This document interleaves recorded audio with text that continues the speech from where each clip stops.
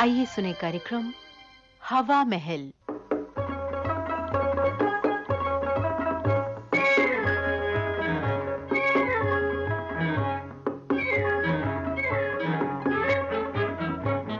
हवा महल में आज सुनिए हास्य नाटिका पड़ोसी का नाता।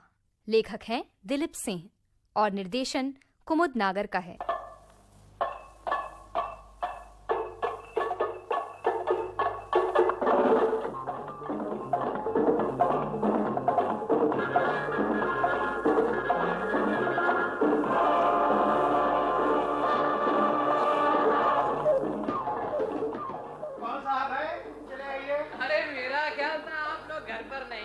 आइए आइए शर्मा जी। सोचा देखता ही चलो। कमाल है शर्मा जी, ये ख्याल आपको कैसे आया कि हम घर पर नहीं हैं? अरे दरवाजा जो बंद था।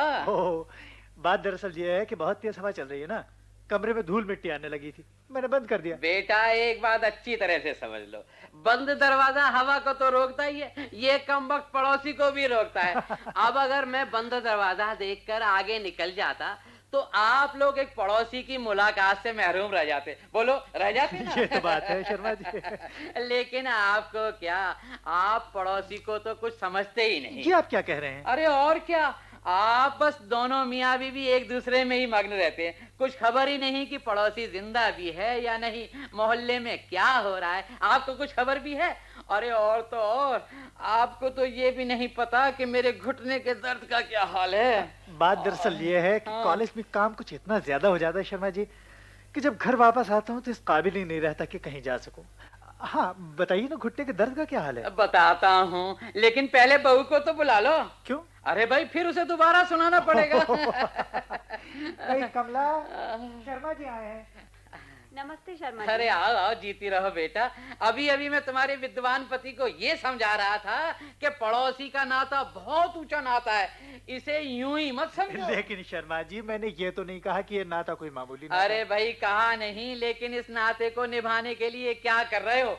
तुम्हें तो इतना भी मालूम नहीं कि मेरे घुटने के दर्द का क्या हाल है। अरे ये तो वाकई इनकी गलती है, इन्हें पूछना चाहिए था। जीती रहो बेटा, जीती रहो। अब अगर ये अपने कर्तव्य का पालन ना करें तो मैं भी ऐसा ही करूं, हैं? जो पड़ोसी पूछने नहीं आया उसके घर जा जाकर बता रहा हूं। क्या गजब कर रहे हैं शर्मा जी, इस तरह तो दर्द और बढ़ जाएगा। अरे तुम दर्द की बात कर रहे हो, मैं कहता हूँ चाहे जान ही चली जाए, लेकिन ये नहीं सुनना चाहता कि शर्मा जी ने पड़ोसी का रिश्ता नहीं निभाया। आप भी बस। खैर आपने अपना घुटना डॉक्टर को दिखाया था कि नहीं? लोगों के जोर देने पर गया था एक डॉक्टर के पास। क्या कहा उसने? अजी कहता क्या, पहले तो 10 रुपए घुटना देखने की फीस ही ले ली उसने। अब शर्मा जी आप समझिए ना, महंगाई का जमाना है, डॉक्टर को भी तो आखिर जिंदा रहना है। अजी उसने फिर एक और लुटेरे के बहास भेज दिया, कहने लगा कि एक्सरे करवाओ, उसने और 10 का नोट रखवा लिया। ये तो अब आप ऐसी बातें कर रहे हैं। अजी मैं जानता हूँ तुम कहोगे उसे भी तो जिंदा ही रहना है। जाहिर है, जाहिर है। अरे फिर नुस्खा लिख कर दिया, वो मैं केमिस्ट के पास ले गया, उसने 10 रुपए गोलियों के लगा दिए। वो बेचारा भी क्या करे, उसे भी तो जिंदा रहना है। अच्छा तो शर्मा जी आपको गोलियों से कुछ फायदा भी हुआ? फायदा? बेटी मैंने वो गोलियां खाई ही नहीं। मगर क्यों? अरे भाई आखिर मुझे भी तो जिंदा रहना है। अगर शर्मा जी आपको डॉक्टरों पर विश्वास नहीं तो किसी हकीम को क्यों नहीं दिखा देते? और क्या, वो जो गली के नुक्कड़ पर हकीम है ना, वो तो शायद आपका मित्र है ना? वो हकीम वो मस्करा समझता है, मुझे कोई बीमारी ही नहीं है, सिर्फ वहम है। अच्छा हाँ अरे बेटी, एक दिन मैं गया था उसके यहाँ भी, कहने लगा शर्मा जो बीमारी हो तुम्हें आज कह दो, सबका इलाज कर दूंगा। फिर क्या, मैं सच सच बताने लगा कि सर में चक्कर आते हैं, आंखों के आगे अंधेरा अंधेरा सा रहता है, कानों में साए साए की आवाज आती है। सीरियस? भूख अच्छी तरह नहीं लगती, दिल धक धक धक धक धक धक धक करता है, हाथ कभी कभी कांपने लगते हैं, घुटने में दर्द रहता है। अभी मैं यहीं तक पहुंचा था कि उसने मुझे रोक लिया, और जानती हो क्या कहने लगा? क्या कहा? कहने लगा शर्मा मेरे दवाखाने की तमाम दवाइयां बाल्टी में डालकर पी जाओ, आराम आ जाएगा। अब तुम ही बताओ, ऐसे हकीम के पास कौन जाए इलाज करवाने के लिए? अच्छा शर्मा जी, कोई मोहल्ले की खबर सुनाइए, हम लोगों को तो काम काज से ही फुर्सत नहीं मिलती, कुछ पता ही नहीं चलता। अरे तो बेटा क्या हुआ, मैं किस काम के लिए हूँ? पूछो क्या पूछती हो, हैं? कोई मोहल्ले में मंगनी शादी हुई इन दिनों? अरे क्या तुम्हें नहीं पता, गुप्ता जी की लड़की की मंगनी हो गई। अच्छा। हाँ। बड़ी अच्छी लड़की है ना शर्मा जी? अरे क्या कहती हो, वो लड़की तो अपने होने वाले पति को लखपति बना सकती है, वो कैसे? लेकिन एक शर्त है। वो क्या? वो ये कि पति को पहले करोड़पति होना चाहिए। अच्छा भाई प्रोफेसर साहब, अब आप ये बताइए कि फारसी तो पढ़े हुए हैं ना? जी हाँ, बीए में फारसी मेरा एक सब्जेक्ट था। अच्छा तो ये बताइए कि गुफ्तो शुनील का क्या मतलब है? मुझे ये शब्द बड़ा अच्छा लगता है। गुफ्तो शुनील कहना और सुनना, यानी बातचीत करना। और हुर्दोनोश का? अब इसका मतलब है खाना पीना। इसका मतलब ये हुआ कि ये शब्द गुप्तो सुनील से भी अच्छा है। जाहिर है शर्मा जी, जाहिर है कि खाने पीने से अच्छी बात और क्या हो सकती है। अगर ये बात है तो आपको अब तक ये ख्याल क्यों नहीं आया कि शर्मा जी को चाय पानी को पूछना चाहिए था?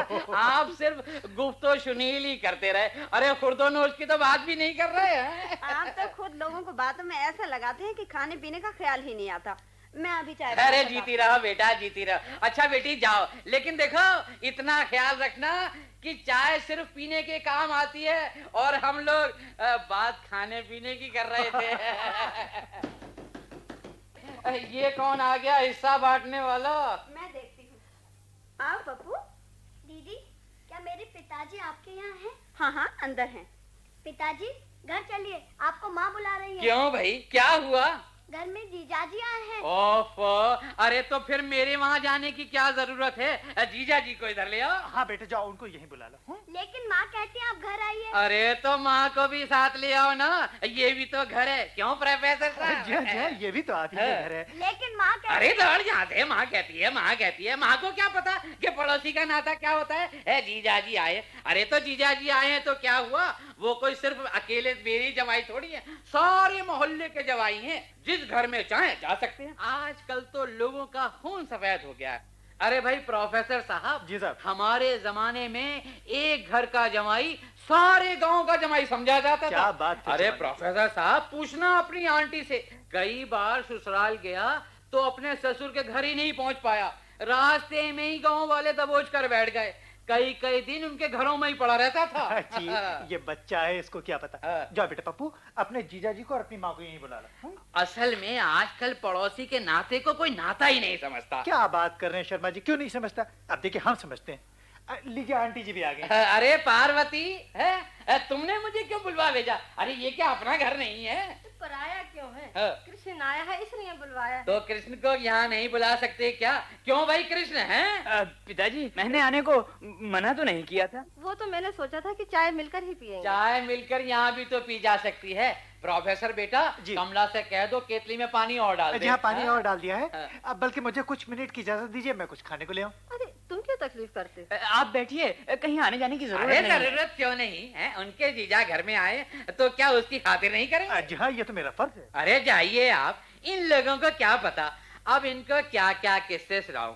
अरे भाई, हमारे गांव के एक आदमी ने अपनी गधी साथ वाले गांव में बेच दी। इसी रिश्ते से हम कई महीने तक उस गांव में जाकर रोटियां खाते रहे, और ये रिश्ता बेटा उस दिन टूटा जिस दिन वो गधी मर गई। वैसे शर्मा जी, हंसने की बात नहीं। उन दिनों में लोग इस बात की कद्र करते थे। लोग पड़ोसी को भगवान का रूप समझते थे। आजकल वो बात ही नहीं रही। माँ, मुझे पानी पीना। अरे भाई, माँ से कहने की क्या जरूरत है? फ्रिज खोलो और पी लो। तुम लोग इसे अपना घर ही नहीं समझते। हाँ पप्पू, पियो पियो। पिताजी, मैं कहाँ बैठूं? अरे कुर्सी पर, और कहाँ मेरे सिर पे बैठेगा? मैं पानी पीने गया तो मेरी कुर्सी पे कमला दीदी बैठ गई। अरे मुझे तो ख्याल ही नहीं रहा। ये लो, मैं उठ जाती हूँ। अरे तुम क्यों उठती हो? कोई बात नहीं, मैं थोड़ी देर खड़ी ही हो जाऊंगी। अरे भाई, खड़ी होने में कोई बुराई नहीं। अपने बहन भाइयों के लिए, बल्कि इससे भी ऊंचे रिश्तेदार, मेरा मतलब है पड़ोसियों के लिए अगर जरा सी तकलीफ कर भी ली तो क्या हुआ? अच्छा अब घर चलिए, चाय तो पी ली है। ये फिर घर का चक्कर शुरू क्यों हो गया? ये क्या घर नहीं है? कृष्ण आपसे एक प्राइवेट बात करना चाहता है। बस इतनी सी बात? अरे प्रोफेसर बेटा, तुम्हारा जीजा मुझसे और अपनी सास से प्राइवेट बात करना चाहता है। आप जरा बाहर हो जाइए। जी? हाँ? बाहर? एक ही तो कमरा है। कोई बात नहीं, कोई बात नहीं। आइए जी, हम लोग बाहर गली में ही खड़े हो जाते हैं। मैंने कहा सुनते हो? ये मकान हमारा ही है ना? सच पूछो तो यकीन नहीं आता। तो क्या ये लोग रात को हमें सोने देंगे इस मकान में? क्यों? सोने क्यों नहीं देंगे? तुम्हें विश्वास है कि ये मकान हमारा है? नहीं। तो फिर क्यों सोने देंगे? इसलिए कि हमारा उनका एक बहुत ही गहरा नाता है, पड़ोसी का नाता। अरे भाई प्रोफेसर हैं? अरे हमारी बातें तो खत्म हो गई बेटा। जी शर्मा जी। अरे बेटा अब तुम्हें क्या बताएं, ये जो तुम्हारा जीजा है ना, अब ये 3-4 दिन यहीं रहेगा। तुम जानो हमारे घर में तो जगह है नहीं, तुम्हारे यहाँ ही टिक जाएगा है। अरे बेटा है। लेकिन सुनो, हमारे पास कौन सी लंबी चौड़ी जगह है? अब निभाओ ना, यही तो है पड़ोसी को नाता। अरे जियो बेटा प्रोफेसर जियो, क्या निभाया है तुमने पड़ोसी का नाता। जी हाँ, पड़ोसी का।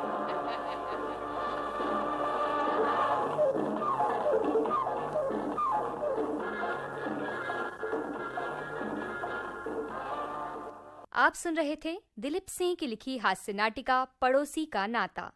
निर्देशक थे कुमुद नागर। अब आज का हवा महल समाप्त होता है।